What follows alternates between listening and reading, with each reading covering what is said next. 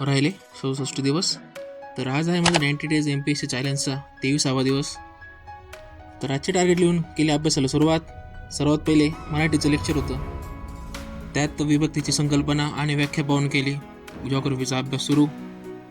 जॉग्राफीमध्ये आज लोकसंख्या टॉपिक सुरू झाला आहे. लेक्चर पूर्ण करून सॉल्व केलेल्या टेस्टचे ॲनालिसिस केले. त्यानंतर आज सायन्समध्ये आर्थ्रोपोडा आणि कॉर्डाटा झाले PYQ.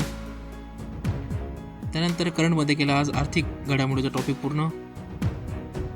मग रिझनिंगमध्ये केला आज ब्लड रिलेशनचा अभ्यास. हा टॉपिक तर इझी आहे, पण स्पीड कशा वाढेल याच्याकडे लक्ष आहे. मग केला शब्दसंग्रहाचा इंट्रोडक्शन लेक्चर. प्रीनंतर मेन्सला वेळ खूप कमी आहे, त्यामुळे साईड बाय साईड जेवढा मेन्सचा सिलेबस कव्हर होईल याच्याकडे प्रयत्न चालू आहे. शब्दसंग्रहावरही सिरीज चालू करायचा विचार आहे.